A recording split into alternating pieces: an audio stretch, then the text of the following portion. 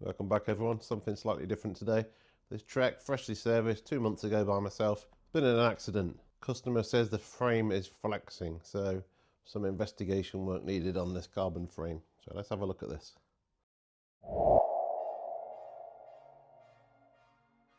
So what we're going to do in this video is strip the frame down, take the wheels off, obviously chain set off, and give it a good clean. Then we're going to give it a very thorough inspection and some tap tests and any suspicious looking areas. Customer says the frame feels flexible. I can't feel anything when I'm pressing it with my foot, but let's be on the safe side and get it stripped down again.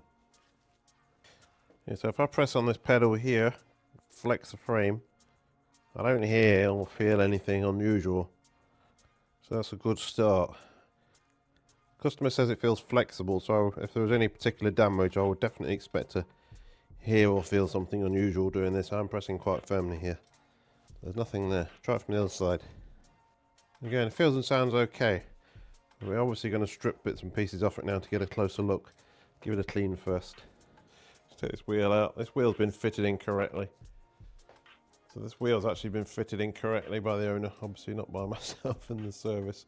So this is not actually locked. I just wonder if the movement he's feeling is this wheel not completely locked into the frame properly, because this quick release is on a cam action and this is technically open at the moment. So to get this out now, normally you would flip this open, all that's doing is making it tighter. So you're going to have to unscrew this to get the wheel out, which is not the right way of doing it. It's been fitted in correctly, so I just wonder if that's all we've got, but obviously we're going to carry on with the inspection anyway and see if we can find anything else. The customer is very attached to this bike, so we do hope that it's going to live to see another day. So this front derailleur cage is bent. I know it crashed drive side down. This 10-speed 105 derailleur is extremely difficult to get hold of at the moment. The only one I can find has a delivery date of August, which is sort of 6 months away at the moment. It's crazy. Shimano UK don't even have them in stock, so I'm going to try and straighten this one out for now. See how we get on. If not, we'll have to try and track something down. 10-speed Shimano is not the easiest stuff to get, unfortunately. So I'm just going to remove this crank, obviously, so we get a bit more vision of what we're doing. The only way to get these off, trust me. It should just pop out now. There we go. I'm just going to remove this front derailleur because, like I say, I need to try and straighten it out a bit anyway, so that'll be easier in the vise. So just remove this. Any potential damage around here, we're going to clean all this up and see, and we'll do a tap test. What you do on a tap test basically includes in the name really, so if you see anything suspicious, you tap it and you listen for a change in tone on the carbon. Well, obviously you can get x-ray tests and stuff, but that's professional sort of units only that make a living out of repairing these things. I don't generally do any carbon repairs. All I would do is sort of reattach braze-ons and potentially cable guides. I don't have any issue repairing those, but any cracks in frames, I'm not going to do that. I'm just going to take these bottle cages off because that's the only other thing really that's going to prevent us from getting a clear view. There's a specialised cage on a Trek. Oh my god. So I've got a new light for the workshop, so hopefully that should improve video quality a little bit further still. I mean, to be fair, I think they're being filmed in reasonable quality anyway, but you can't go wrong with too much light. Why is this a 4mm and that's a 5mm? Maybe it served this last. There you go. It's nice to have colour-coded Allen keys if you can get them. Just speeds things up. You can just reach straight for the colour that you know. Green is 5mm on these Weeha. I'm just about to do a comparison on Allen keys as well. Obviously the sort of tools of the trade, so critical for me that I have ones that I can rely on quality-wise. So I'm going to be looking at, and it's the set on the left is the Weeha workshop set, and the other ones are from Temu, £6 or £60. So watch out for the video on that. I'm just going to try and straighten this out a little bit. It's just this corner here really that's splayed out a little bit. Like I said, it's very difficult to get hold of this derailleur. Just spent quite a long time looking, and it's pretty much non-existent at the moment.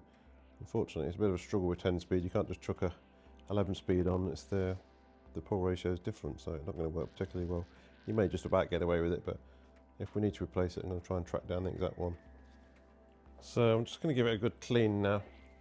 It has been used in the winter roads in the UK, so it's got a bit of grot on it. Let's give it a good clean and then I'll go through a very thorough inspection. I don't see anything immediately sticking out at me, but it can be quite hard to see on these, on carbon. I think it was that back wheel, personally. Really hope so. You know the score by now. Let's just get the zip on it. It'll do its magic. It's not too bad, to be fair. Typical winter roads in the UK. Always use microfibers. Start off with a really dirty one, and as the bike gets cleaner, we'll move up to a cleaner cloth.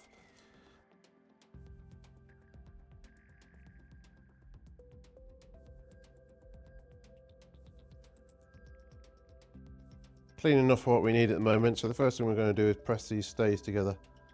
So I can't feel anything unusual there. That's flexing the normal amount for what I'd expect to do.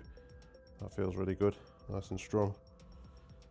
That's good news.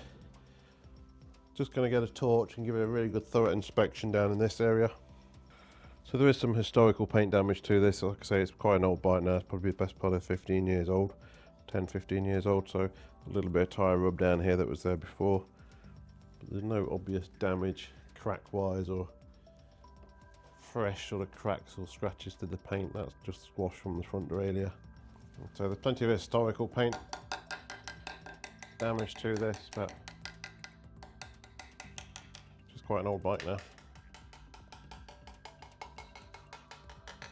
Sounds very different when you hit a crack. This all sounds fine.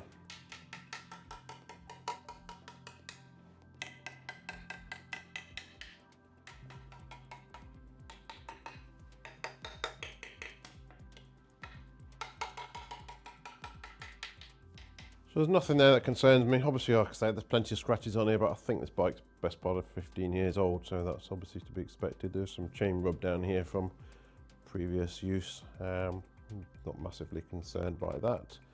So I'm hoping now we're going to put it back together and give the customer a call and take it away. And I'm pretty sure that the only issue really actually was that the rear wheel had been fitted incorrectly. Potentially you had it out at the time of the accident and just didn't drop it in right. But it's always good to be on the safe side. Like I say, I'll show you another frame now that definitely does have damage. This old carbon frame I've got is split from here to here. There's a crack here as well. So you can do a tap test on this. I'll just put my microphone nearer.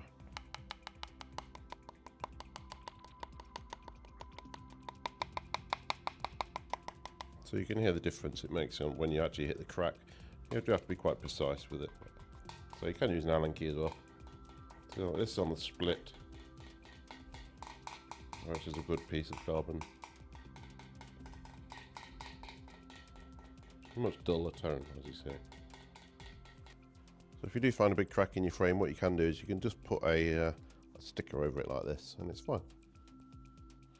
Just while it's in, it's nice to see this OG Evkin bar tape doing so well again. Honestly, I'm absolutely blown away by the quality of this. This one here, OG Evkin. I've done a massive review on bar tapes. If you want to check that video out, you might find it quite interesting. Absolute bargain, fantastic tape. Even on the side that crashed, just a very, very minor scuff to it and some mud. A tiny scratch on this brake lever again, so no serious damage, thankfully. So I'm going to try and straighten this front derailleur. I wouldn't normally do this, but like I say, this 5700 front derailleur is pretty much unobtainium at the moment, so we're going to try and get it a bit better to see if we can get away with it. So let's give it a go. This cage here is straight, but you can see here this has got a bend on it, and this bit here is bulged out at the side as well, so we're just going to try and get it looking a bit better than it was. So we're going to change to a plastic jaw. We don't want to bend the other side if we can help it. Just tight enough so it stops it moving around, and then we're going to push this bit in. So Nipex parallel pliers are going to be the tool of choice for this. They're fantastic, really. Yeah, this bit here I think I should be able to bend my hand, but this bit we'll need to get the pliers on it. That should be enough there. Right, looking directly overhead, that looks good now. There is a bulge here which we are going to struggle with. So you can see the angle of that now looks pretty good, to be fair. So I'm just going to try and straighten this in a bit. Drop down to the smaller set of parallels. Same thing, but just a smaller size. So hitting this cage otherwise. The front derailleurs are pretty crude mechanisms when you think about it. All they are doing is pushing the chain off, physically pushing a chain that doesn't really want to move. With these cages, it's pretty crude. So as long as it gets the angles right, we should get away with this. I think that's going to work, to be fair. We'll soon find out when we put it back on the bike. Bit of an update, it's now the next day and I've spoken to the customer. The reason the rear wheel wasn't done up properly is because he had it on a turbo trainer and obviously didn't close the quick release properly. So I'm pretty confident that that's the issue he was feeling with the bike. So what we're going to do is going to reassemble the rest of the bike, obviously put the chain set back in, put the wheels back in, but I'm also going to check derailleur hanger alignment and check the trueness of the wheels because obviously it's had a bit of a bang. So let's just check those and reassemble it. So that's the back wheel, looking really good, no issues there. And front's looking really good as well. However, something inside of the rim, so we're going to take the tyre off and get rid of this annoying noise. So I've just quickly pulled off the tyre and tube. We need to remove this rim tape as well, and we can get rid of that noise. And the rim tape, it's easy just to get a pick, just get it under there and slide it, don't stick it through there. And then once you can get your finger in there, push it through there again. Just peel it off. This is the original Shimano rim tape, so it's been there a while. And they should be able to lift this off pretty well. There you go. To get it out, find the valve hole at the bottom. Just gently bounce the wheel. It'll find its way out normally. There we go. Just the end of a valve. No more noise. Let's put the tyre back on. Let's put the front wheel back in now. You're thinking about it, you probably don't need to take the rim tape off, but it just makes it a bit quicker because the bits sometimes fall out the actual spoke hole rather than the valve hole. So up to you if you take it off or not, but force of habit, I guess. So when you're doing a quick release up, it's really important that you do it properly. What you don't want to do is, this is the lever in the open position, and what we found on the back wheel was it was just basically screwed up tight like that. That's not holding your wheel in properly at all. So undo it again. So what, obviously this lever has a cam inside, which is what actually holds it in place. So you need to be basically, so make very small adjustments on this side and keep trying it. So this is probably going to be okay now. So the ideal really is when you press this in, it should be tight enough to leave a small dent in your hand briefly. And that's the correct tightness for that lever there.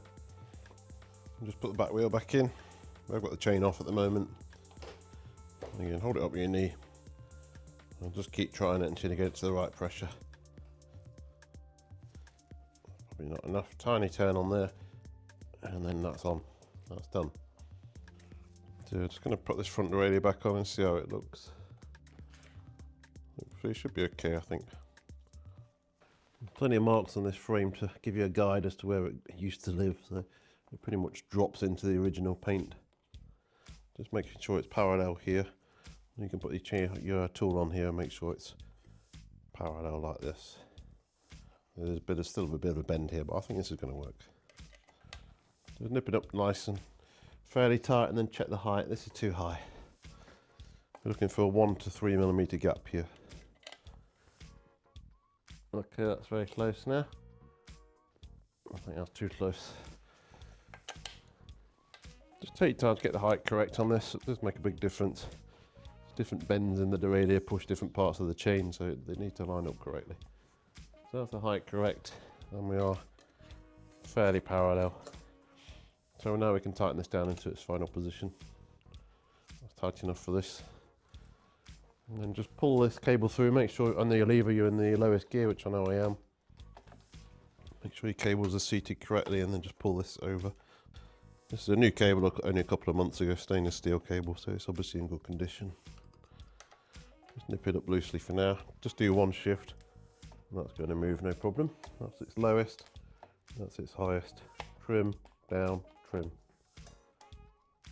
Tiny bit of slack on this cable, we have barrel adjusters on the frame there. So I'll just take that out on the frame now. That feels good. Just going to refit this chain now. Shimano 10-speed chains don't come with a quick link. They come with a pin that you press through and then snap off, so you can't reuse that. So I'm going to use a SRAM 10-speed quick link to join this Shimano chain. So one of the more common things you will see is people who put up a chain prop incorrectly. They go over this metal piece here, the chain runs over it, and then you're getting this constantly rubbing on this metal. It's incorrect, so it needs to go behind that. Just drop the chain behind that plate, and then around the jockey wheel, and then you're clear of that. And again, on the bottom there's a piece of metal, but that's more obvious where it should go. So this is what you should set like. I'm just going to use this connecting link. If you're wondering why I had to split the chain, it's because this front derailleur, some of them you can undo a bolt at the bottom to hook it off the chain, but this one you can't. So to be able to get the derailleur into the vise, obviously we had to split it. And then just click that on like that. That's the chain back on, so we're going to check the hanger alignment now. Because say if it fell onto drive side, so potentially this is taking a bit of a whack. So we'll just check that. So just take the derailleur off. You don't need to take the chain out or anything. You can just hang where it is. Just pull this back as you do it, otherwise you're fighting against the B-stop screw on the dropout hanger. Just like that. Then just leave your derailleur hanging, it's fine. So to check the alignment, obviously you need a hanger alignment tool. This is from AliExpress 2Pre. I've used it for over 3 years. It's a blatant copy of the Part Tool one, but it does the job absolutely fine, and it's about £20, so link below. Really good tool. Just screw it into the hanger. So we're checking top to bottom on here. So all you need to do, set this rubber ring in here, pull this down so it's level with the rim, push that in and leave it there. So that rubber ring that sets itself then, push it back out so it's out of the way, drop it down to the bottom of the wheel. Bottom of the wheel, just pull that up so it's level with the rim again, and push this in. So this black ring should touch that if it's aligned, so we are obviously a bit bent. So then all you need to do is literally pull this and give it a very sharp bend. Push that in to reset it, and then go back up to the top and repeat. So back up to the top again, push that in. We're not quite there now, so that's where that is. So we still need to bend it a little bit more. So let's reset that. That's the top screw set again. Back down to the bottom, bring it up, press it in. We're a bit better, but we do need to come out a bit more still. So another bit of a bend. That should be more than enough now. Back to the top, again push that in. Slide it against the rim, that stops there. Down to the bottom. Much easier when you don't have to move your camera 55 times. Push that up. Make sure you're going to be level with the rim. So we've gone a tiny bit too far now, so we're not touching, so we just need to push it back in a fraction. So the mount distance I've done there is going to be half at the top, so we should be about there now. Stop there. And then we go. Perfecto. So you're allowed about 3mm tolerance on this, so if we were sort of there, we'd accept that, but we're actually perfect at the moment. Then we just need to check it left to right. So left to right, just literally exactly the same, leave it where it was on the bottom. And we go into the side of the wheel. And we're pretty much exactly there now as well, so that's great. So that's now aligned. We'll check the other side, but you will find it will be correct. Perfect. Okay, so that's how aligned. So you'll find when you're doing this, some of these hangers are very, very soft aluminium. I mean, they are designed to break in an accident. That's their whole purpose in life. So when you start bending it, if you know, sometimes they're so soft you'll just snap it off in your hand, but this one felt normal. You can't keep doing this 1,000 times, but you will get away with sort of 1 or 2 adjustments, and then it's time to replace the hanger. Just refit the derailleur. And again, we're going to fight over this tab and this screw, so make sure this screw clears the back of this tab. So you need to overcome the spring tension of the derailleur by pulling it up like this, and then getting the screw started. Keep it in this position, otherwise the B screw just mashes against that frame. Once you get to here, you'll be okay. Let it drop down, and then this is stopping where it should be. Tighten the bolt. A deep one on this, but when you're tightening it, just put a little bit of pressure down on this derailleur in this direction, otherwise it winds itself up when you do it. So just hold that down while you tighten the screw. And again, these do not need to be crazy tight. That's all you need on the derailleur. Okay, so now we're going to run through these gears, especially this front one. So to check the gears, make sure you're on a big chain ring, and then shift up at the back. It's not shifting there. A bit more cable tension on that. Drop now. I'm just going to pull this through, tighten it up. Just need a little bit of tension on here. Again, when you're tightening this, don't just do this, because all that happens is you'll move this at the same time and you'll end up with an incorrect adjustment. So hold this derailleur, pushing it towards you while you tighten this up like this. So I'm putting pressure on this hand to pull it out while you do it. And again, not very tight. Try this. Not quite, but we have got all this adjustment now, so Unscrew this till she goes up like that. Drop down one, make sure it goes down, then we'll go up, up, up, up.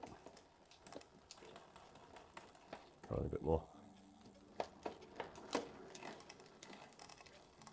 That's rubbing on the front now. We need to trim the front derailleur. Make sure you can't go into the spokes, so put your thumb on your knuckle, press this over while you're pedaling. There's no way that's going in the spokes.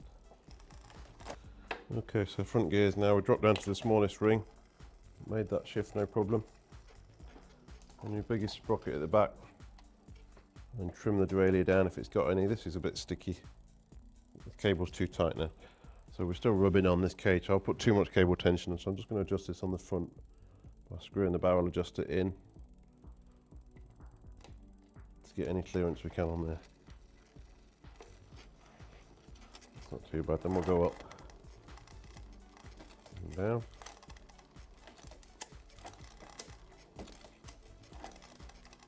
That's on the biggest sprocket at the back at the moment, so let's drop that down to the middle of the cassette. And we'll do the same again. Quite a nice shift, to be fair. You always be very aggressive when you're trying it on the stand, then you can replicate that happening. So pressing the lever over very aggressively, you can replicate sort of worst case scenario on the road. So this is over travelling very slightly. So we just need to adjust the high screw on this one.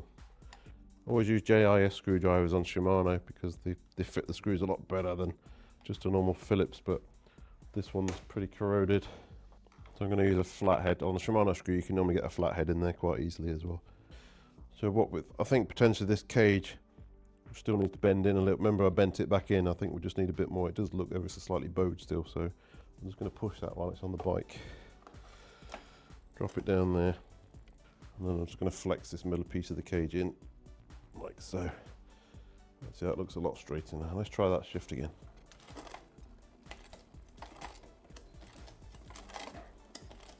Not bad, so drop it down to the smallest sprocket on the back. And it goes up there, no problem. So I'm pushing that lever really hard.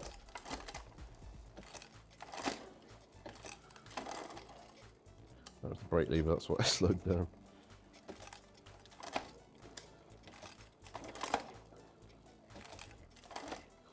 I think that'll be just fine. Yeah, happy with that. Quick wipe down with some polish. And then we'll just put these bottle cages back on and we'll call this inspected and approved. Again, this is finish line showroom polish, which I really like. I'm pretty sure it's just furniture polish, as I said before, but it does a good job. Furniture polish also does a pretty good job, to be fair. Just going to refit these quickly. If you've got two, always fit this one first because it's much easier to get to the Allen keys when this one's not in the way. We've got a hat on because it's 2 degrees here in the workshop, so it's not the warmest. Tell you what I've got on a one of those heated gilets. They're fantastic, honestly.